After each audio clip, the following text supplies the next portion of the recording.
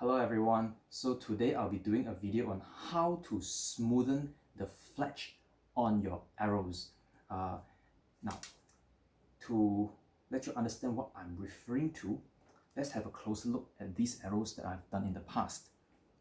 When I say to smoothen the fletch, I'm referring to either you sand it with a sandpaper, or in this case I'm using a metal file, and I will smooth out this area here, the front part of the feather and also the side of the feather, so that this part will be smooth and it doesn't cut our finger. All of these are smooth. This is one of the variation. Let me show you another one.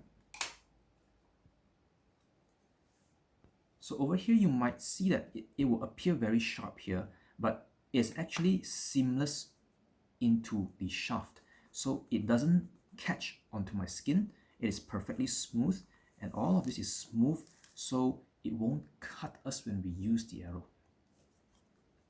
Now, why would you want to smoothen your fletch? There's actually three reasons for that. The first reason is that we do not want to hurt knuckle when we shoot the arrows. Oftentimes when you buy ready-made arrows, what happens is this part here, this white color bone right under the feather is very rough. I'm not sure if you can hear the snagging of the feather onto this file here. There's a lot of very rough edges. They are what responsible to cut your hand when you shoot it. As a result, oftentimes archery equipment sellers, they tend to want to sell you bow hand gloves to remove the pain and the damage on your knuckles, but that is just a temporary solution, and as a result, after some time, the arrows is gonna cut through the glove and you need to buy a new set of glove. So if you smoothen your arrows, your fletches, you will never need a bow hand glove. I've never in my entire archery career used a bow hand glove. Secondly, once this is smooth, it will not damage your bow. Let me show you my bows. Now, these bows are not new. I've been using them for quite some years now. And let me show you my arrow pass. Here, if you could come closer to have a look. Looks like new, isn't it? Let me show you a different angle. There is no damage on my bow. Zero. Looks like new. And that's exactly what happens when your arrows are smooth. It doesn't cut your arrow pass, so it will not dig into the arrow pass on your bow. You might say that, okay, this is stingray skin, so it's more durable, but I used to have other bows that uses cow leather, and the leather is still good after many years. I'm going to show you another bow.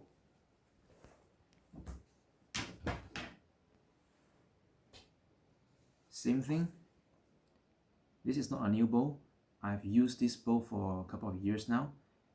Perfectly smooth, clean, undamaged. Okay. Now, third, why would you want to smoothen your fletch? When you shoot your arrows and they have rough edges on the fletch, they catch on your knuckle or the bow hand glove or the bow arrows pass. So when they catch on, they will cause inconsistency in your shot. But once you remove all these rough edges, they will perform more consistently shot per shot.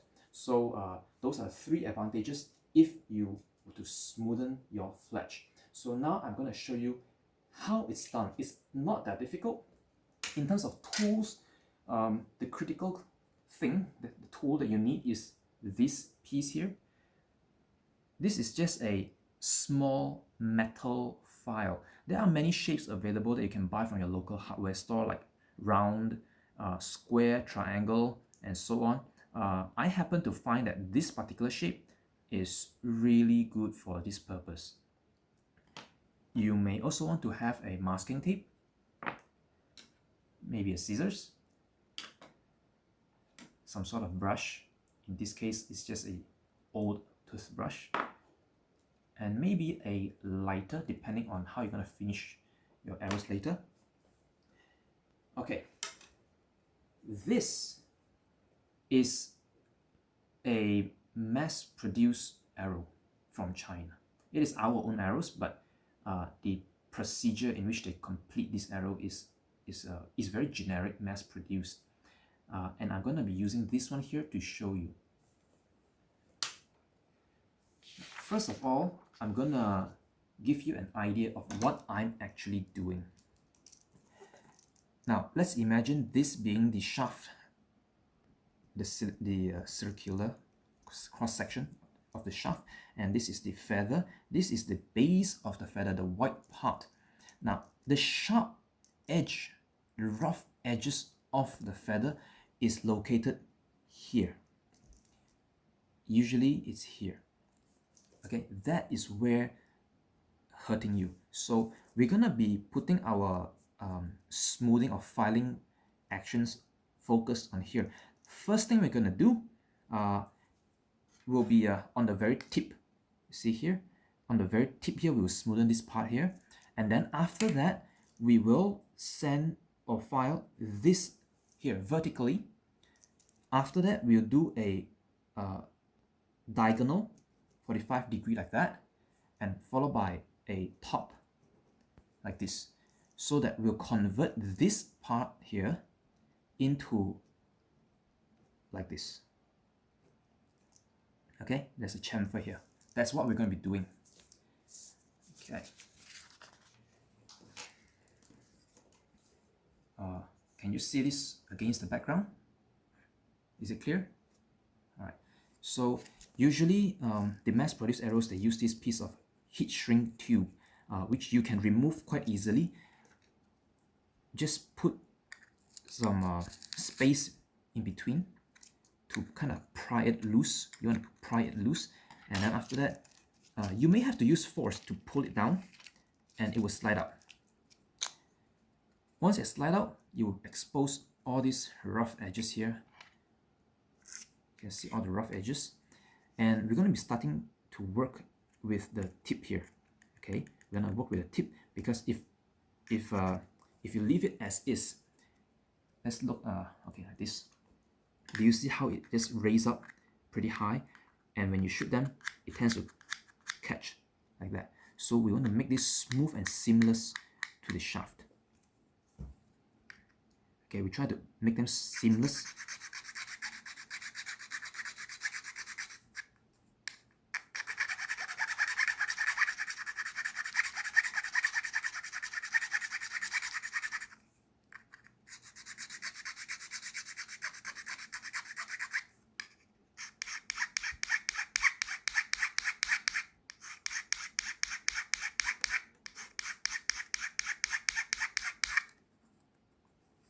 Okay, so now it's actually a lot better.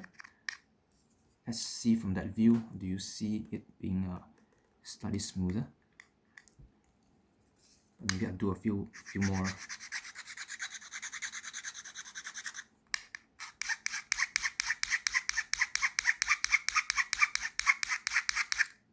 Okay, now it's really smooth. Okay, so there's really not much catch here. It's pretty smooth here. Okay, so that will be the front. I'm going to repeat it on the other two.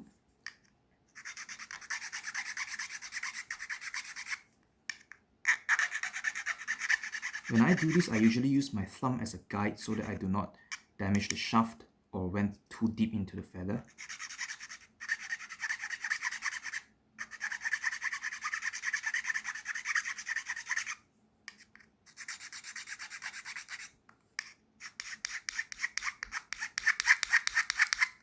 Don't worry about damaging the feather.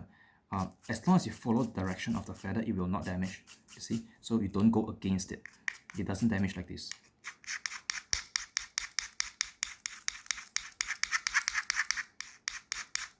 Now I'm quite used to doing this, so my hand motion might actually be really fast. So it's actually very simple. Just go in one direction, lift it, and then again keep repeating, lifting it.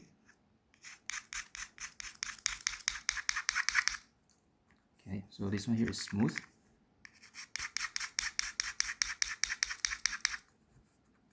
Okay, last one.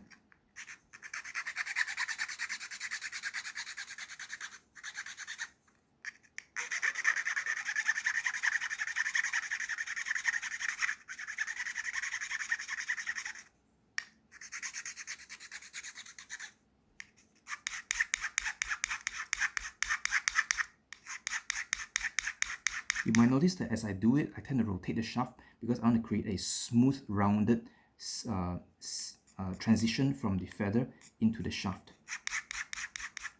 So you can see I rotate the shaft as I do it.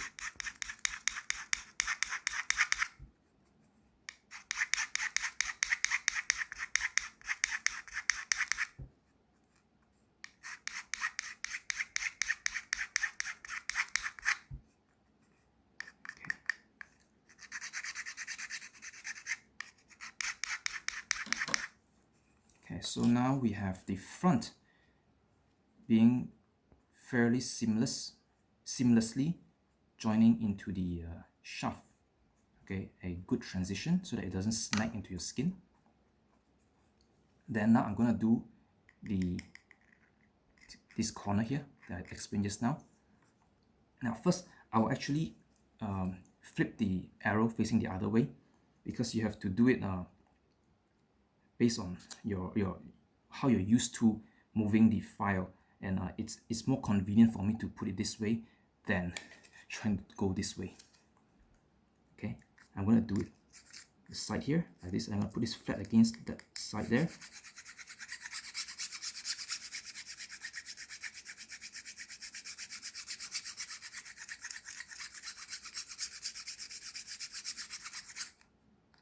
Next feather, repeat.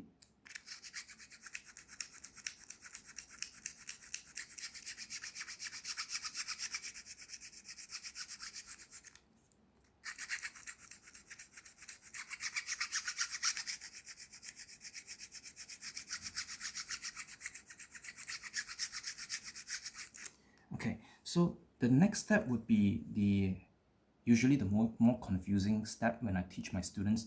They tend to not get this part, which is trying to put a diagonal on this part, and you have to do it by pressing it this way. You're gonna have to press and rub across like this. So they often are worried about damaging the feathers. You don't actually have to worry. I'm going to show you in slow motion what is actually happening.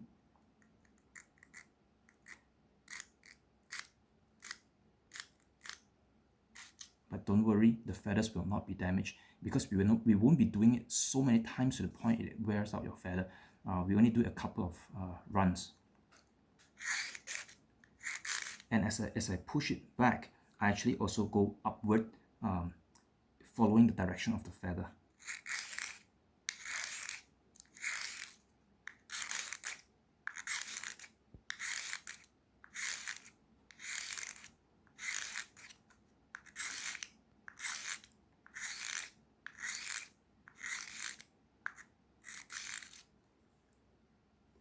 Then lastly, we're going to do the very top here, which is very small. So you might want to hold this file like that, trying to get into that space.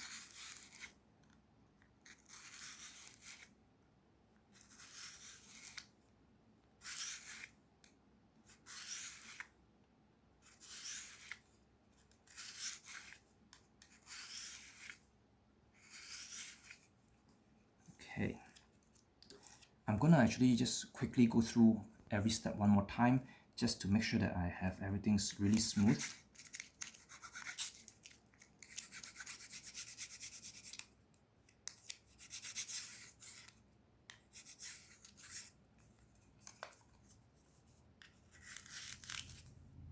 And from the motion of this file, you can see that they no longer catch on anything. They are very smooth already. Okay, so now we're just gonna brush off the dust.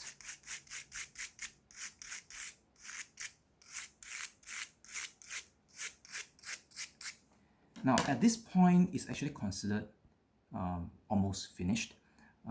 We do have to put one more step, which is how we are going to cover up the very front here.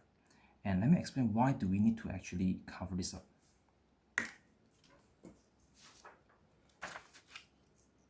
Usually when it's made, this is the shaft and this is the very tip of the feather. I think it's called a quill. Now sometimes, okay, not always, but sometimes we have a glue line that covers not to the very tip.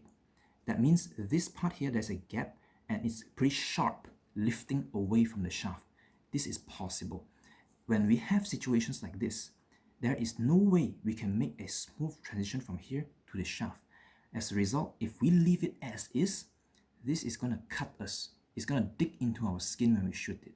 Okay, so we have to do something about this to make sure that it doesn't happen. It doesn't hurt us when we shoot. There's a few ways.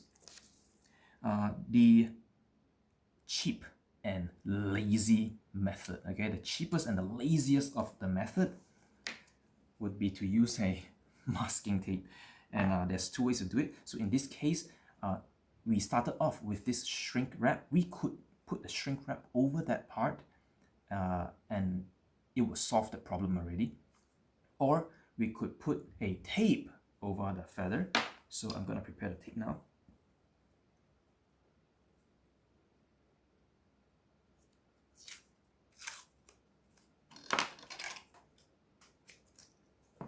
I'm going to show you two ways. The first way is assuming you do not have this shrink tube and you might want to remove it, or you just hate it, you do not want to have it. So you will apply the tape directly on the feather tip like this. Now remember, when you turn around and you put this on, because this has a diameter that is bigger than this part here, as a result, if you do not pull onto the tape, it tends to, you see that? It tends to kind of curl up. So to avoid that, you want to apply some pulling force to stretch the tape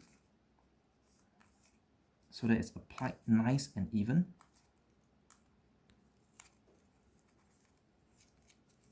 Okay, like that. Okay, now I'm going to remove it and I'm going to use the other one that is on the shrink tube. Okay, that was the first method. The second one is if we want to utilize this shrink tube, just put it back to where it was. Now this shrink tube, they shrink when you heat it, so I need the lighter. Now don't burn the feathers, alright? You just want to heat the shrink tube. Okay, so after it has shrunk and tightened, the very tip, that could have potentially hurt us, we still have to cover this part, because otherwise when you shoot these arrows, over time this part here, it tends to catch onto the arrow pass. So the tape would be applied here.